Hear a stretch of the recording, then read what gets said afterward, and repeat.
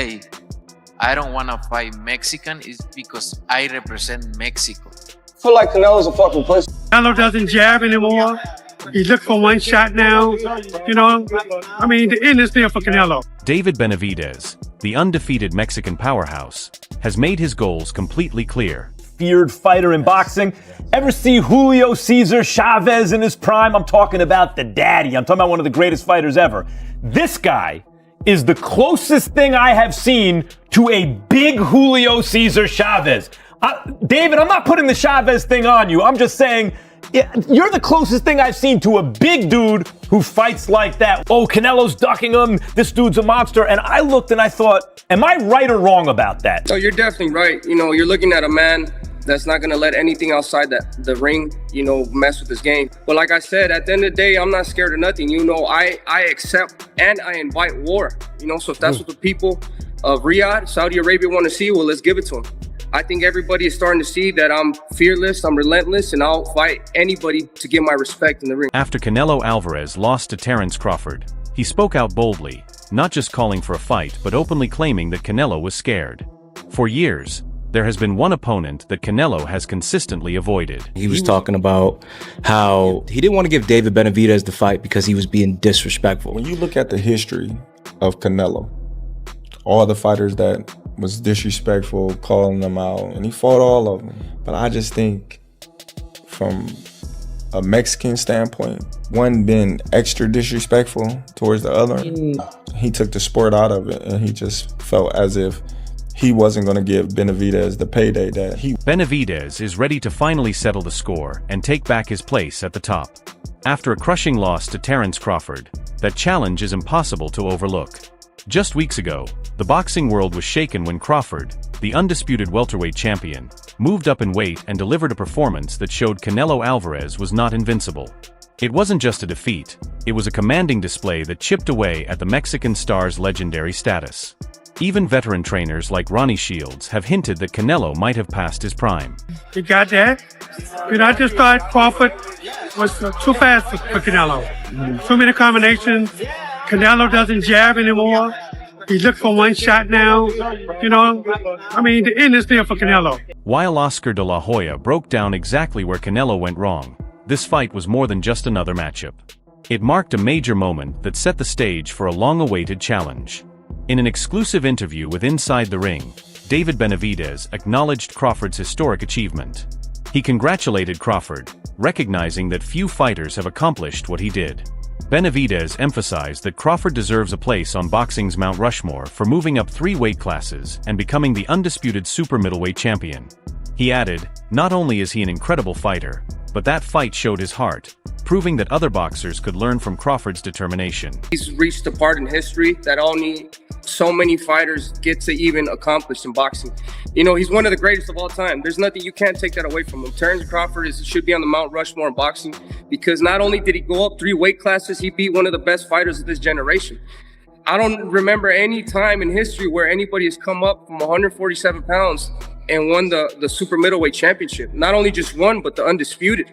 He's won every single title. So, you know, man, that man, not only is he a great fighter, but you could tell in that fight by seeing this combination right now how much of a dog he is. You know what I mean? I think a lot of fighters could take a lot of notes from Terence Crawford, not only physically, but as take notes in the heart aspect. And I give it all up to Terence Crawford. You know, he's one of the greatest of all time. And, you know, we salute Terence. Long before Crawford's crushing victory, David Benavidez had been aggressively pursuing Canelo, a shadow in the super middleweight division. WBC belts right here. I'm the best in the division. If they want to give me an opportunity now or later, I'm gonna keep winning. You know, like I said, I'm gonna be the greatest of my generation by the time I'm done. And my job is not complete until I make that happen. For Canelo and everybody else, it just shows everybody I'm not f***ing around. I'm here to stay. I just look at the facts. You know, the people want to see this fight more than Carlos Adames and Charlo. You know, that's why that fight hasn't happened. But for me and Canelo, we have motion. You know what I mean? I've been winning the fights I'm supposed to win in fantastic fashion. He has nobody else to fight. You know what I mean? So if they want to give it to me now, later, whenever, I'm not going. For years, Benavidez, a 2-time WBC champion with an impressive record of 30 wins, no losses, and 25 knockouts, held the interim title, standing as a direct threat to Canelo's unmatched reign. Like to bash somebody because at the end of the day, I give respect to Canelo. He's a great fighter. Yeah. He's one of the best Mexican fighters of all time. But wanting to fight him, David, is not bashing him. Yeah. That's not bashing him. But that's what I'm saying. They spin the narrative on Instagram. Right. If I say something, they say this or that. But I only want what I earned. Right. And I'm entitled to it. From what the WBC told me, they say you win a title limiter, we'll give you a title shot. You win the WBC interim title, we'll give you a title shot. I've been in this position for 3 years. So just because Canelo, he could do what he wants, as he says, right. He's not going to fight the top competition. And he's holding all those belts hostage, bro. And it's not like, you got other great fighters too. You got me and David Morrell's there. Yeah. How is it fair that these sanctioning bodies let him pick and choose who he wants to fight?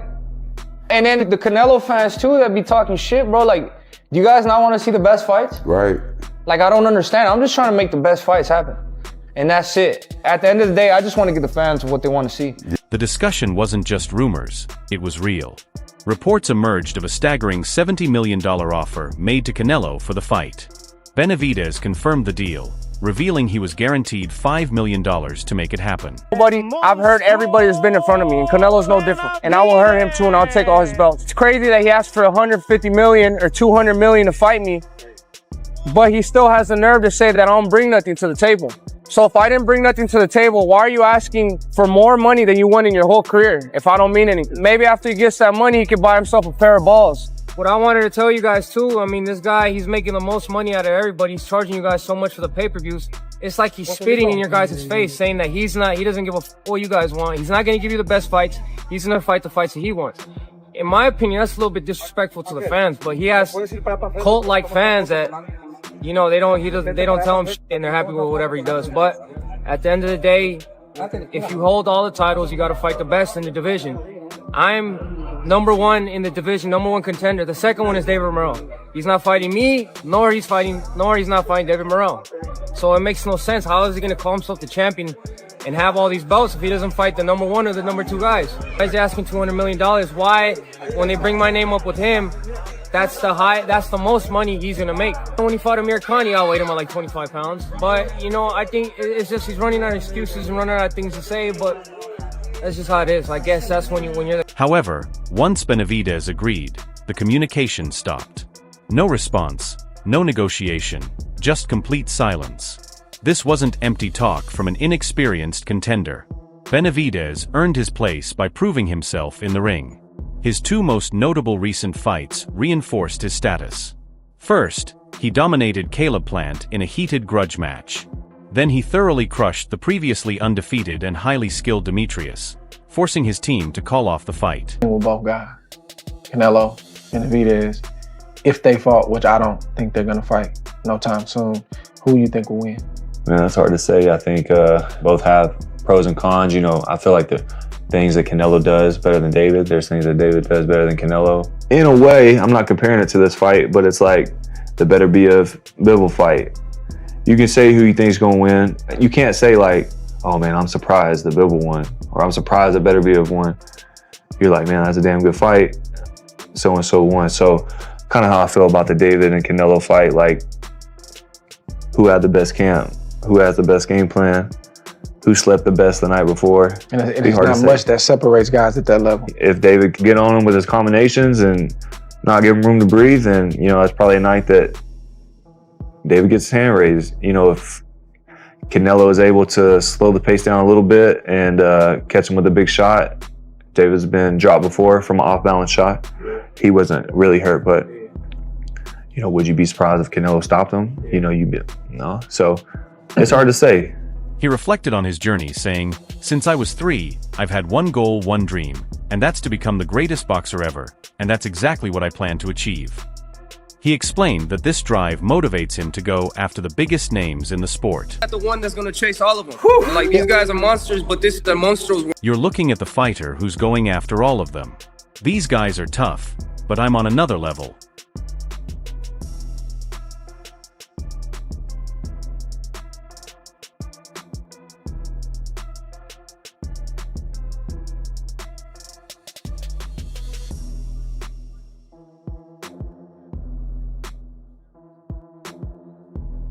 David Benavidez, once this fight is done, is that a fight? that you can see happening before the end of your career? Look, I never say no to anything. We'll see later. But I'm focused 100% on this fight. Ability, or you just go one at a time and you also speak with your team? Yeah, I go one at a time, but you know, it's a possibility, always. Right. But I've been in this position my whole life.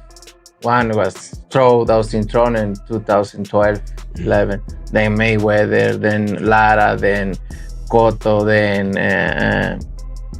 Callum Smith, then Golovkin, and then if I beat Benavidez, it's gonna be other guy there they want me to fight. So I've been in this position my whole life, but you know, is that time when that fight they ask, I give it to them.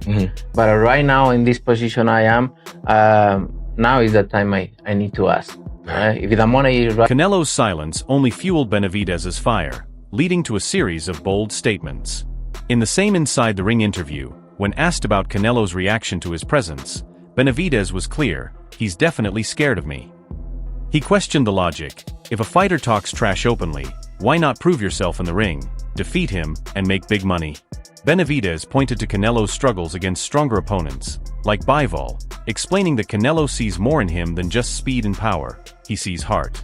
Highlighting his own fearlessness, he added, "Fighting another great doesn't scare me because I know it will push me and show who I am as a boxer and competitor." Now at his peak and full of confidence, Benavidez believes Canelo missed his chance. If he had a shot at beating me, it would have happened back then. Now he has no chance. My presence he's definitely scared of me. You know, if you have a fighter talking so much trash in front of you, why don't you make an example of him to the world? Beat me in the ring and make a whole lot of money. But Canelo Alvarez, as you can see from every time he fights a guy that's big with power, like Bivol, you know what I mean? And he's not able to suppress these fighters as much as he's able to suppress the little fighters. You know what I mean? So he sees a lot of things in me that he can't stop.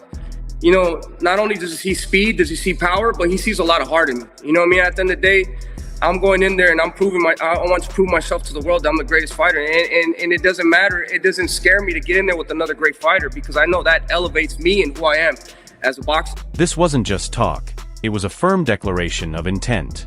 But the situation is more complex, involving weight classes and the hesitation of other top fighters.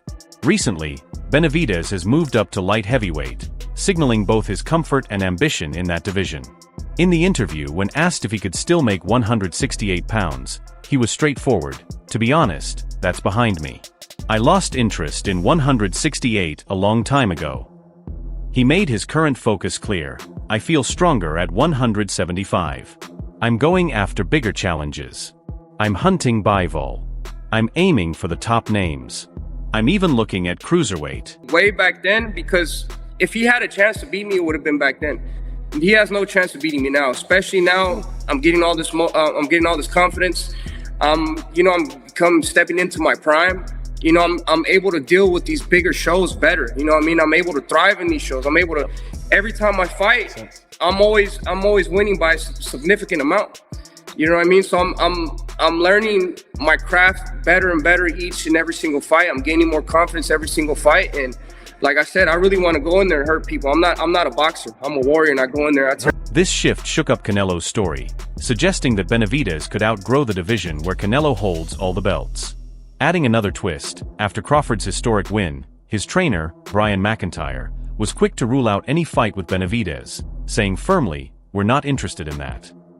This left Canelo in a rare position, with fewer excuses to dodge the fight everyone is eager to see. That says I am the new guy to carry that torch forward. Kind of like how when you beat Tyron Woodley, because you were the guy coming up and Tyron Woodley was a dominant champion for a long time and you beat the shit out of him. It's the same thing. I'm preparing very hard for this fight whenever it does happen. I don't know when it's going to happen, but you know, I stay training, I stay evolving as a fighter. Not only do I want to prove to the fans, but I want to prove to myself that I'm the best in the world. So if the fight comes, you know, good. If it doesn't, it's not the end of my career. And if he doesn't want to give me the opportunity at 168, 168. That's why I'm going up to 175 right now, because I'm not going to wait for nobody either. This fight's going to put me at the #1 contender to fight for the WBC title, and those are going to get unified in 175. So, you know, like I said, dreams always come true. It doesn't matter if somebody else is trying to stop you.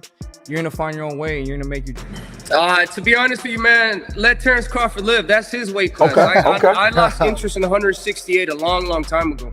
You know, I mean, I know that we could get offered a lot of money to go down to 168, but I'm more comfortable on 175.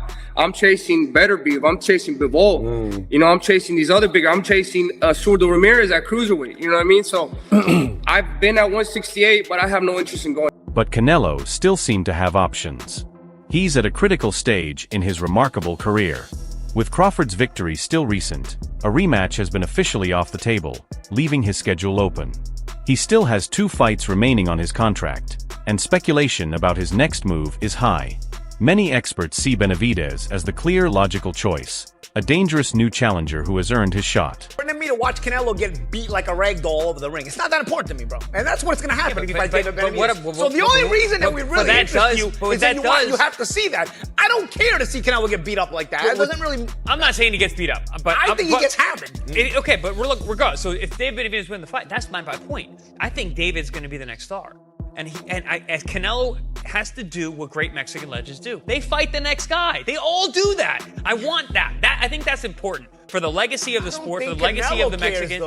That's the problem. Why do we have to care more than Canelo, though? But Canelo, you know what Canelo does care about? The green. The green, obviously. 150, 200 million, he cares. In life, there's everything 200 is about million, that there's now. 200 million thoughts about caring for that fight now. So, okay, listen, we make that fight. However, we make that fight happen. I think it's important for that fight to happen. I really do. I think David Benavidez has that star quality to be the next face of boxing and beating Canelo. However, there's always a chance that Canelo might pick an easier fight, protecting his record and prolonging his reign against less challenging opponents. The boxing world is watching closely to see if he will finally take on the challenge or keep choosing the safer path. But you avoid the monster. You understand me? That's going to tank the rest of his career if he keeps trying to fight. Well, it's tough to say because he's made enough money that he can retire. He really has nothing else to prove. We saw him go up. He did but he tested himself all the way up as far as he could go. He won the light heavyweight title, then he lost to B-Ball. So that shows that the light heavyweight was his ceiling. And that's good enough. Really, right now, he got nothing else to prove. You know, I mean, of course, if you keep fighting, people going to demand you fight the monster because both you guys are Mexican. But to me, you probably shouldn't do that. You understand me? It's probably not a good fight for you at this point, for real, especially coming off a loss to Terrence Crawford. It's just, to me, I don't see the hunger there to really beat the monster. You understand me? And that's what my problem was already. I didn't think it was a good fight for him because I don't think the hunger is there. Terrence Crawford just showed us that the hunger is really not there anymore like that. You understand me? So you have to be extraordinarily hungry to go out there and beat the monster because you got to put pressure on him from round 1 to round 12 or it's not going to work. And if you're not hungry, you're not going to do that. Same thing he would have had to do to Terrence Crawford. He had to put pressure on him from round 1 to round, I'm talking about solid pressure, no space between them. He had to be in his chest for 12 rounds. But he ain't hungry enough to really do that. So if you're not hungry enough to do that, don't go waste your time. Just call it a day because everybody gonna want to see you fight the monster. I don't know if they're gonna be cool with you fight anybody else, but they're gonna keep pushing the monster narrative at you. You feel me? Now, if he wants to have a few more fights for himself, that's cool. But then he gonna get it's gonna get very tainted with the fact they're gonna say, yeah, you fighting, but you avoiding the monster. You understand me? That's gonna tank the rest of his career if he keep trying to fight. So it's better for him to just call. However, a powerful new force is influencing these high-stakes decisions. Turki Al-Sheikh, the influential chairman of Saudi Arabia's General Entertainment Authority, is rapidly changing the boxing scene with massive financial backing. Al-Sheikh holds immense influence and hasn't hesitated to hint at major fights. In a surprising post, he even suggested a super middleweight clash between Terrence Crawford and David Benavidez, an exciting matchup that could completely bypass Canelo. The Saudi push for blockbuster fights adds another layer of complexity, as the financial rewards have grown significantly. That's it for today's video. If you enjoyed it, make sure to like, subscribe, and hit the bell icon so you don't miss future updates. Don't forget to share your thoughts in the comments, and stay tuned for the next one.